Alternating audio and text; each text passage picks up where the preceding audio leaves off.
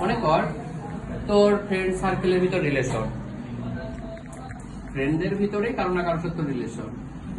আচ্ছা, তুই এই সময়টাতে বা যখন রিলেশন হয়েছে এর ভিতরে ওই মেয়েটা ব্যতীত তুই যে কোনো একটা বান্ধবীর সাথে নর্মালি কোনো ছবি তোল হাসাহাসি করে কোনো কিছু, তোরা কথা বলবি না।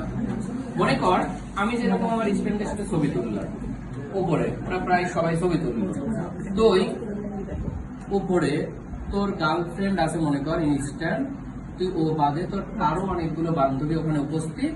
মনে কর তুই তোর গার্লফ্রেন্ডের সাথে কথা বলেছিস, কিন্তু তোর বান্ধবীদের মানে সব ছেলে কিন্তু একরকম হয় না। ওর কিন্তু গার্লফ্রেন্ড বাদেও কিছু ফ্রেন্ড থাকে যারা এমনিতেই খুব ক্লোজ, মানে কোনো খারাপের উদ্দেশ্যে না। এরকমই অনেক দেখেছি, কথা বলিস না। তো তুই যদি তাদের সাথে খুব হাসাহাসি করে ছবি তুলিস, বা হঠাৎ করে কোনো একটা বান্ধবীর জন্মদিন তুই রেস্টুরেন্টে খেতে গিয়েছিস, ওরা ছবি তুলে ফেসবুকে দেশে, তুই বাড়ি যাওয়ার পর দেখবি তো তোর রিলেশনে কোনো কিছু করে কিনা। আজকে তুই বাড়ি যাওয়ার পরে বাড়ি যাওয়া কি ফেসবুকে পোস্ট হতে যত টাইম, তার থেকেও কম টাইমে তোর কাছে ফোন আসবে, এবং হয়তো প্রথম ফোনে এটাই বলবে যে যার সাথে ছবি দিয়েছিস ওর সাথে থাক।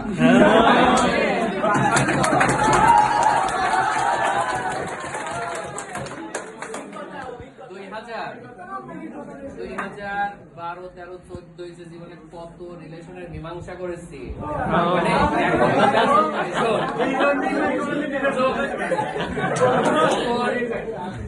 যখন বাসায় পড়াতাম তখন যে কত জনের রিলেশনের মীমাংসা করতে হয়েছে ওখানে, যে আমি তো দেখেছি।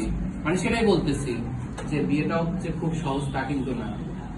তুই অনার্স লাইফ বললাম না, সব থেকে আনন্দের, ওখানে ফ্রেন্ড থাকবে, তোর প্রত্যেক বছরে ট্যুর থাকবে 6-7 দিনের, একবার সিলেট, একবার কক্সবাজার, বিভিন্ন জায়গা সবাই ঘুরতে যাবে, একসাথে ছবি তুলবে, অনেক রকম গ্রুপিং হবে, অনেক ক্যাম্পাসে অনেক প্রোগ্রাম হবে, অনেক কিছু। সেই জিনিস যদি